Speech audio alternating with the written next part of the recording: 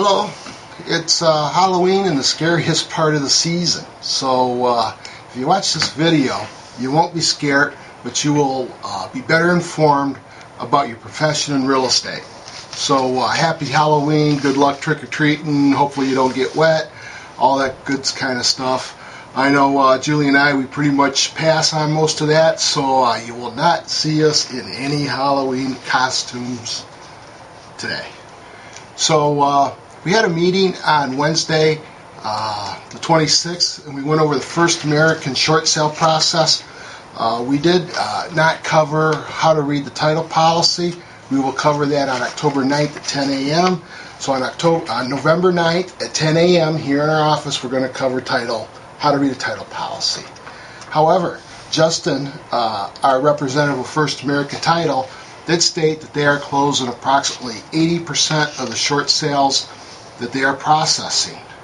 Our discussion basically was with the seller side, so we really didn't cover a lot about the buyer side. You know, with a buyer, it's basically just being patient. You have to be patient. One of the big factors that help the seller doing a short sale is basically having a seller that will contact the bank. When a seller contacts the bank, that opens the whole line of communication. It shows the bank that the seller's serious, and they'll get involved and try to do whatever it takes to get the short sale process done. We talked about HAFA and HAMP, the government programs. Part of HAFA short sale program does give the seller $3,000 credit for moving costs. So the HAFA is a good program. Some of that may change with the new rules coming up, but we'll see. Some of the confusion about these programs really is that the seller has to go through a loan modification process, which is the HAMP. Basically, they have to apply for HAMP. When they get turned down, or the seller, even if the seller gets approved, they can say they don't want the program, and then they can qualify for HAFA. Also, these are all on Fannie Mae and Freddie backed loans. There's two supporting documents attached to the email that will give you websites to go to for more information. And one of the best sites for information is refer your clients to is getoutofdebt.org. That was getoutofdebt.org. We talked about how the rules and regulations for the bank are changed and how they're changing constantly. So if you have a short sale, if you had a short sale about 2 years ago that was difficult, that may not be the case now because banks are doing short sales.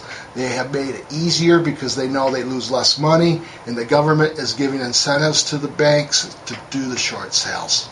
You know, also the average sales price on a short sale, or the average sales price for foreclosure in September of 2011 was $55,000. So if you were to buy a foreclosure in Oakland County in 2011, your average sales price was $55,000. And now for a non-foreclosure for September 11th, the average sales price was $147,500. So that's a big difference between sales prices. To get a short sale started, you just need to go out and take your listing. Don't be scared. Just take your listing, get a short sale packet to fill out.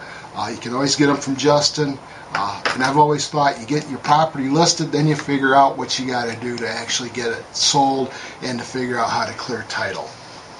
But if you need to get a hold of Justin, or if you have any questions to get a hold of Justin about, please call Justin at 248-789-6731.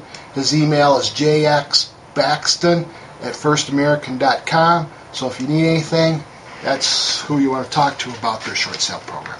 We talked about leases and like what is normal wear and tear and about a pet addendum. We do have a new pet addendum that we have put on the document server. So if you want a copy of that, just let us know. Also, I attached a guideline from the state of Michigan that basically talks about the entire leasing process, what all the rules are, and that is also put on this email, the email that went out to you about this. But we've been doing a lot of leasing. Leasing's been good, so it's a good way to keep your clients happy. Also, there's a new transfer tax that we've been talking about here in the office, and it's about the Michigan Treasury for a little quick history, there's been some lawsuits. A lot of the different counties have sued Fannie Mae and Freddie Mac, saying that they're not a government entity. They're only a government kind of backed corporation, so they do have to pay the transfer tax. That's still in the courts. However, now the Michigan Treasurer stated that they should probably have to pay that transfer tax. So I think what you're going to start hearing about is buyers may have to pay the transfer tax on any foreclosure that they buy.